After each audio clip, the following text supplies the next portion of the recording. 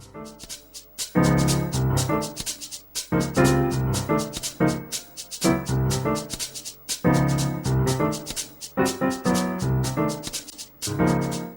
tarde, bem-vindos a mais um 10 Minutos Cão. Hoje o nosso tema é o basquetebol e como convidado temos Diogo João Sampaio. Boa tarde, Diogo. Como está? Para começar, gostaria de saber qual é o significado do basquetebol na sua vida. O basquetebol tem um significado bastante importante na minha vida, pois eu fui, como todos os miúdos, da normalidade da geração de crianças que vão para todos os esportes e ficam uma semana num, uma semana noutra e pronto, e nunca escolhem nenhum. E optei pelo basquete. A partir do momento que experimentei o basquete, vi que realmente era aquilo que eu queria e era aquilo que me fazia feliz.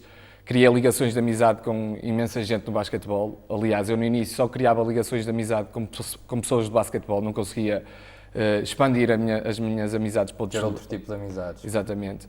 Era só basquete, só queria basquete, passava 24 horas a pensar em basquete e dizia aos meus pais e amigos que o basquete ia ser a minha vida. Mas vi que realmente tinha dificuldades para isso, que não podia ser e tive que... E como é que lhe foi introduzido o desporto? Através da escola, Sim, um amigo? O basquetebol foi introduzido a mim por um amigo que tinha chegado de Bragança, que eu conheci, e ele jogava lá na terra e falou-me para eu jogar.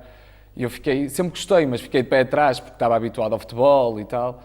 Mas arrisquei, fui treinar e adorei desde o primeiro. E qual é assim o seu jogador português ou estrangeiro que o mais marcou e que o levou a querer começar a jogar? Se calhar mais estrangeiro que português? Estrangeiro, Allen Iverson foi o jogador que eu vi e me apaixonei. Claro que há o Michael Jordan e entre outros, mas o Allen Iverson foi aquele que eu adorava vê-lo a fintar, como mexia o corpo e queria imitá-lo. Era aquele jogador que eu via em casa e descia para a rua para fazer exatamente o que ele fazia nos jogos.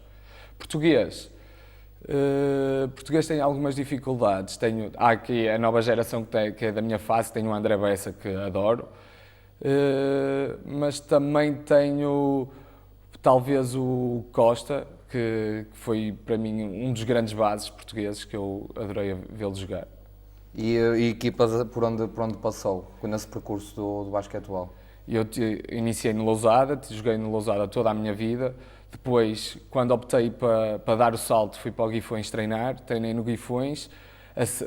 Disseram para eu ficar lá, só que depois percebi que, como estava na faculdade e tinha que treinar, percebi que ia ser bastante difícil conciliar as duas coisas e que não ia conseguir ter uma vida só de basquetebol e tive que optar por desistir. Nós temos também informações que o Diogo teve um problema de saúde bastante grave e que... Foi difícil. Que afetou um bocado a sua carreira. Como é que foi lidar com isso? Foi difícil. Em 2008 descobri que tinha doença de Crohn. Perdi bastante peso, estive internado, tive que parar de treinar durante meses, cerca de 3 meses. Foi muito difícil para mim, foi um caos completamente. Só que o médico disse-me na altura que eu não podia treinar, como estava bastante magro, que eu numa semana perdi cerca de 12 quilos. Como estava bastante magro, ele disse para eu não treinar, para estar em casa, para não fazer rigorosamente nada, e eu consegui fazer isso durante um mês. A partir de um mês meti na cabeça que ia voltando aos poucos, fazer um treino por semana, depois passado para 2 treinos por semana e aí sucessivamente. Mas é possível continuar a jogar? É, sem dúvida. Já há exemplos de jogadores noutras ligas que tenham conseguido? Crohn não conheço. Conheço outros jogadores com diabetes e outras doenças também bastante complicadas, mas com doença de Crohn não conheço. O Diogo, depois de abandonar a carreira de basquetebolista, enbordou por uma carreira de treinador. Certo. Como é que foi essa experiência? Gostou, não gostou? Foi bastante enriquecedor, adorei. É complicado porque eu fui para a parte feminina, fui treinador adjunto de sub-16 feminino. Depois, no ano a seguir, fui treinador adjunto de sub-16 e treinador principal das sub-18. Foi bastante complicado porque a diferença de idades não era assim tão grande para mim e para as minhas atletas. Tive que gerir isso no balneário, que não era fácil, e gerir isso nos treinos, porque havia uma proximidade, elas conheciam-me como jogador, vinham ver os meus jogos, tínhamos uma relação próxima, e depois tentar conciliar essa relação não era bem de amizade, mas de colegas de clube, para treinador, jogadora, foi um bocado complicado, mas foi uma experiência ótima.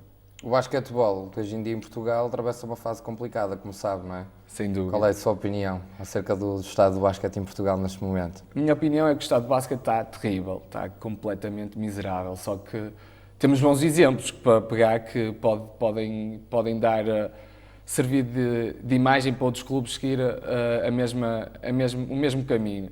Pego no exemplo agora do Dragon Force, que pegou em miúdos da formação e foi contratar só um espanhol de estrangeiro, também um miúdo que tem cerca de 22, 23 anos. Não, acho que nem tem tanto, tem cerca de 20 anos. E foram... Em Portugal esquecem-se que para ter sucesso é preciso treinar muito. E o Dragon Force dá esse exemplo fácil.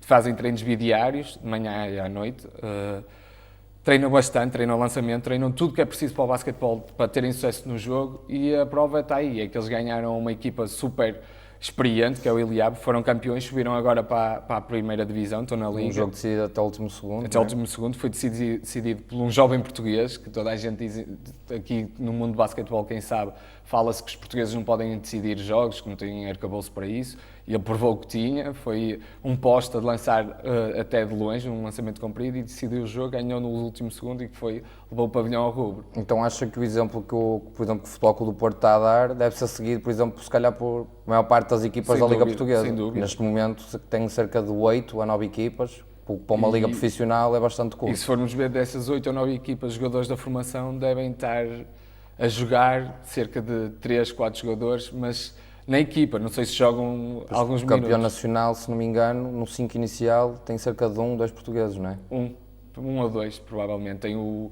base, não é no 5 inicial, entra de vez em quando, e tem o Carlos Andrade, que é português, e o Betinho.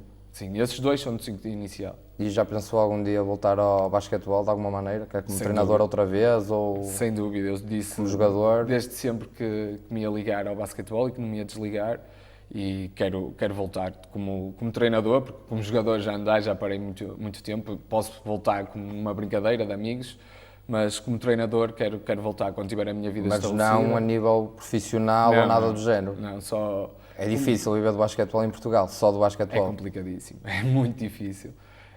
Uma pessoa até pode viver até aos 30 anos, mas depois dos 30 anos acaba o basquete, acaba o nosso físico, já não dá para ser jogador, e o que é que vamos fazer? Nem toda a gente pode ser treinador, por isso é muito complicado. Mas já analisou a ideia de mais ou menos que género de clube é que quer treinar? Se de enverdar por uma ideia mais, por exemplo, como o treinador do Porto, o Montijo Lopes, pegar em miúdos mais pequenos, ou se calhar pegar numa equipa mais crescida, digamos, eu mais quero estar mesmo formada? na formação, quero estar na formação, lidar com os miúdos, dar as bases aos miúdos, a técnica individual que eles precisam. Tática não é assim tanto em miúdos, que eles precisam é de saber manusear a bola e lançar. Quero mesmo isso para depois eles terem bases para conseguirem o sucesso quando forem mais velhos. Mas tem assim algum exemplo de jogador que já tenha sido jogador e que hoje seja um treinador? Foi meu treinador, que foi excelente, Raul Santos, foi jogador de Porto, foi meu treinador e foi com ele que eu aprendi esta ideia de que realmente é na formação que se consegue ter sucesso. E ele ensinou-me isso, eu fui vendo isso e acredito piamente que uma pessoa se treinar, se der o litro sempre em todos os treinos e em todos os jogos, vai conseguir ter sucesso. Não é só, uma pessoa não pode estar naquilo não só por gosto e por estar, tem que estar lá, mas fazer para acontecer. É preciso lutar, é preciso dar muito trabalho, às vezes está a chover, uma pessoa apetece estar em casa a descansar, quando se é mais jovem, com a namorada ou com os amigos. Acredito que sim, mas é isso que tem que se combater. Temos que ir treinar sempre, temos que treinar duro, treinar com alta intensidade para conseguirmos o sucesso, implementar isso nos miúdos. Em nota final, o que é que o Diogo sente mais saudades no basquete? De balneário. Aqueles momentos de balneário que passávamos todos juntos com colegas, com amigos, que ficaram todos amigos para a vida. Sinto muitas saudades disso. Isso deixa-me cheio de saudades. E claro, também tenho saudades de jogos, não é? Da competição, que eu adoro competição. E toda essa envolvência deixa muitas saudades. As viagens para os jogos, o aquecimento na brincadeira, as nossas conversas de balneário, isso só sabe quem lá está. Enfim, os momentos com a equipa, não é? Exatamente. Obrigado, Diogo. Foi um prazer tê-lo connosco. Obrigado, eu. E assim terminamos mais um 10 Minutos Cão. Prometemos voltar para a semana com mais convidados e mais histórias para contar. Até lá.